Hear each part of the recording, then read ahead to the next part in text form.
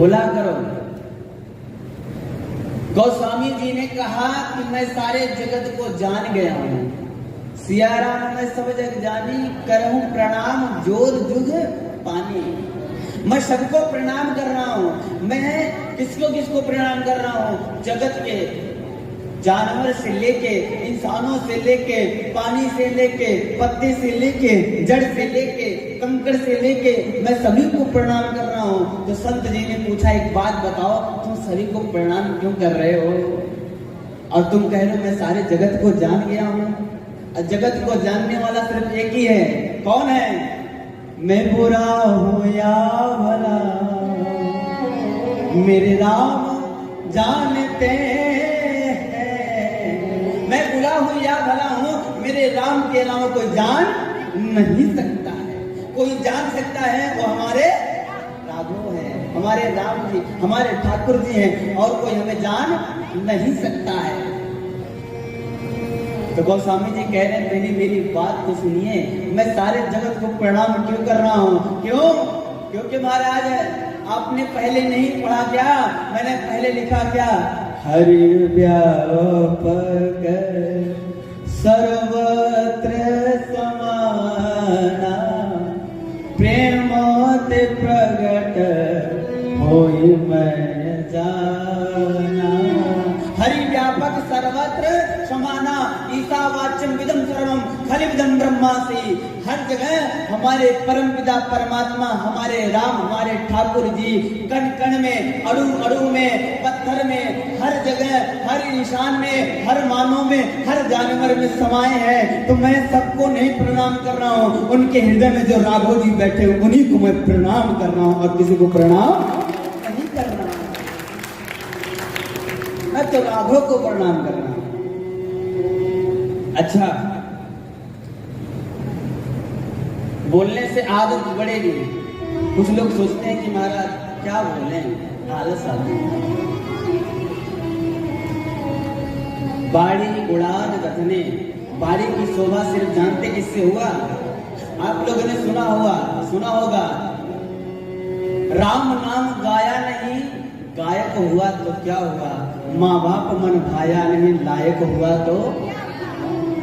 महाराज माँ बाप के मन नहीं भाए, तुम लाखों अटारी खड़ा कर लो, अरबों रुपए कमा लो, अगर माँ बाप के आंखों में अश्रु हैं तो तुम्हारा लायक होना बेलायक के बरोबर है। तुम लायक नहीं हो, नहीं हो लायक। अब कितना बड़ा गायक हो तुम, बहुत बड़े गायक हो।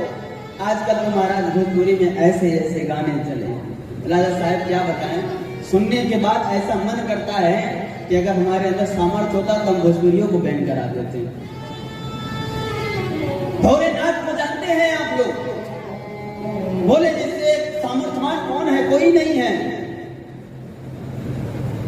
एक गाना हमने सुना, बहुत ही मैंने ऐसे चलते में सुन लिया था। क्या था? बोले देख 2 कट्ठा जमीन वहीं बैठाए भांग पीसे की मशीन। वाह, तुम भोले को 2 कट्ठा जमीन दे रहे हो, तुम भोले बाबा को 2 कट्ठा जमीन दे रहे हो।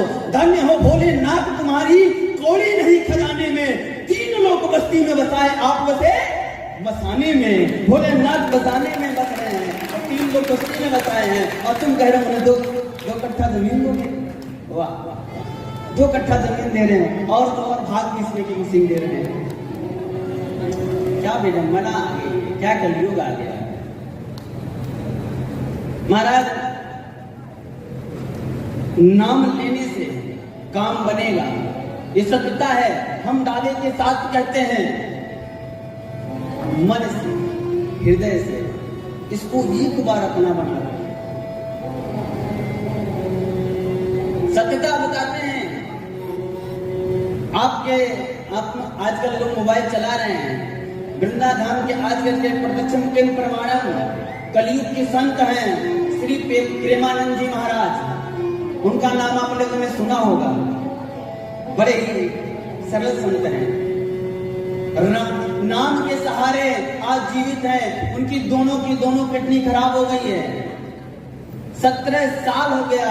17 साल पहले डॉक्टर ने जवाब दे दिया था कि 5 दिन से ज्यादा तुम जीवित नहीं रहोगे, और आज राधा रानी की ऐसी कृपा की 17 वर्ष बीत गए और आज भी वो जीवित है। उनसे लोग आज भी मिलने जाते हैं। क्यों जाते हैं? क्योंकि उनके ऊपर राधा रानी की कृपा है। हमने आपको बताया था, राधा राधा नाम से सब बाधा मिट जाए, राधा जी के कृपा से मेरा सावला मिल जाए। प्रभु हमारे मिल जाएंगे। किसी ने कहा अच्छा राधा जी के नाम जपेंगे तो फिर सावला कैसे मिल जाएगा? सावला कैसे मिल जाएगा? क्योंकि जानते हो जितना प्रेम हमारे कन्हैया हमारे ठाकुर जी राधा रानी से करते थे, उतना हमें लगता है किसी और से नहीं करते थे। 16,108 रानी थी, लेकिन किसी से उतना प्रेम नहीं था उनका जितना हमारे राधा रानी से था।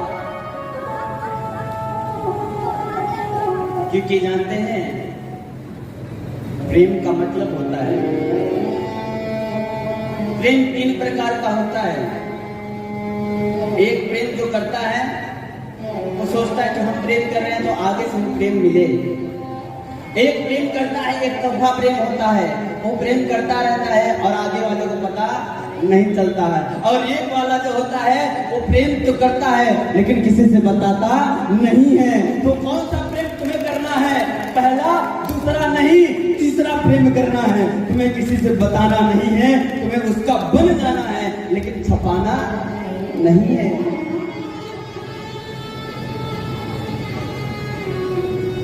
महाराज, नाम लेने से काम बनता है, हमने आपको बताया है। आप नहीं मानते हो तो प्रमाण ले लीजिए। आपने सुना होगा वाल्मीकि के बारे में। क्यों? दादा साहब जी, वाल्मीकि एक अंगुली मार डाकू था, अंगुलियां काट लेता था सबका। बताओ, धन नहीं लेता था, अंगुलियां काट लेता। एक बार नारद जी गए, नारद जी को पकड़ लिया और पकड़ के बांध दिया। अब बांधने के बाद जानते हो क्या किया? तलवार निकाला, अंगुली काटने जा रहा था। तब तक नारद जी कहे प्रभु रुक जाओ, तनिक सुन लो, तनिक सुन लो, थोड़ा सा सुन लो, उसके बाद तुम अंगुली काटो तो ऐसे काटो, हम रोकने वाले नहीं है। अंगुली मान ने कहा देखो हम तो किसी का सुने नहीं है, तुम्हारा सुन रहे हैं क्योंकि तुम महात्मा हो। कहते हैं महाराज, संत से मिलने जाइए, संत के आगमन पे उनसे इस तरह मिलना है किस तरह? संत मिलन को जाइए, तज ममता अभिमान, ज्यों ज्यों पग आगे बढ़े, कोटिने आगे समान। बोले राधे राधे।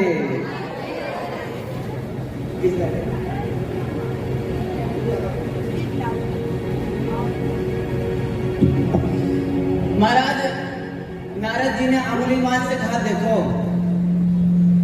एक काम करो, तुम किसके लिए करते हो? उसने कहा परिवार के लिए करते हैं। क्या बोलेंगे? बस वाह। इंग्लिश में एक शब्द है, हम पढ़े नहीं उतना, प्रेजेंट बॉडी एब्सेंट माइंड।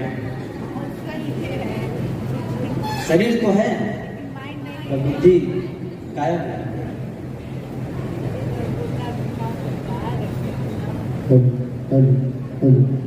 महाराज, हम कहते हैं बुद्धि घूमने को, लेकिन इतना भी ना घुमा दो कि घूमने लायक ना रहे।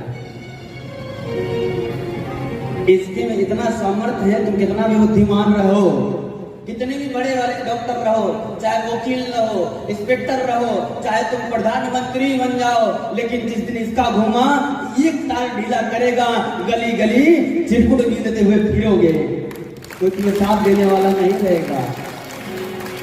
तो इसकी कथा में आए हो, हमें नहीं कह रहे कि तुम्हें कुछ करेगा, हम तो यही कहेंगे भैया कथा में आए हो तो कथा की आदर करो, आदर करो। श्री आदरणीय परम पूज्य परम विद्वान करपात्री दास जी महाराज कहते हैं, सुनो माता उमा से भगवान शंकर जी कहते हैं, सुनो सती कहूं कुछ कौतुक अपना।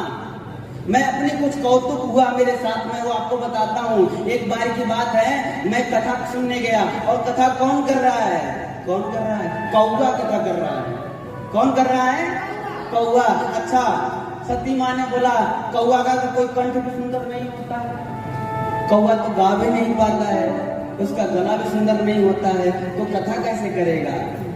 तो भोलेनाथ कहते हैं, सुनो सती, मधुर वचन जब बोलहि कागा। कैसे कागा? क्यों बोल रहा है, क्यों कह रहा है, क्यों गा रहा है, क्यों मधुर लग रहा है? ये किसकी कथा गा रहा है? हमारे राम जी की कथा गा रहा है, इसलिए इसका कंठ सुंदर हो गया है। जो भी हमारे भगवान की भक्ति करेगा, जो भी प्रभु का नाम लेगा, उसका गला, उसका शरीर, उसका घर, उसका परिवार, उसका पीढ़ी, सब का सब सुंदर हो जाएगा। ये दावे के साथ कह रहा है।